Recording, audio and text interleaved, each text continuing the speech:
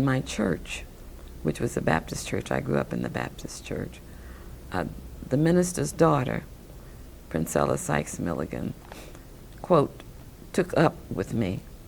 And my family was very poor, as I've told you, my mother's occupation and father's. But on Sunday, after church, this was in the Baptist church, my mother would allow me to go home with Mrs. Milligan and her husband and spend the afternoon on Sunday with them, have dinner and everything, and see how they lived. And they would bring me back for BYPU on Sunday evening. So Princella Sykes. BYPU being Baptist Young People's Baptist Young People's. The U was something else, but it was like that, BYPU. And it would be at 5 o'clock on Sunday evening. So I'd go spend the day with them and then come back to my house through Baptist, BYPU. And so then when I was 9 years old, the other thing that Mrs. Milligan and Reverend Milligan and them, we would do an Easter program every year. And the Easter program would be on Easter Sunday evening. And children, of course, learned poems. And there was always a skit about Christ's crucifixion and death and resurrection and so forth. So we were practicing when I was 9 years old. And on Good Friday, we were doing our last rehearsal.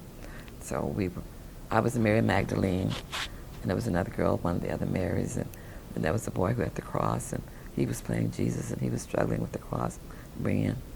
And so we didn't get all the way up to the front of the church to put the cross. So the lady who was in charge, and I hope this doesn't story come, said, okay, all right, y'all, okay, everything, y'all doing good. Y'all can go home now. And so we all, so stopped. She said, y'all don't have to finish it up. Just make sure you wear your white dresses on Sunday and blah, blah, blah, blah, blah. So I sat there at the last chair in the corner of the aisle. And in my mind, honestly, what's going through my mind, wow, how cruel, how evil, or whatever, how bad. They killed him just because he was doing good. And so I kept sitting there. She said, okay, Gloria, you go home, you go.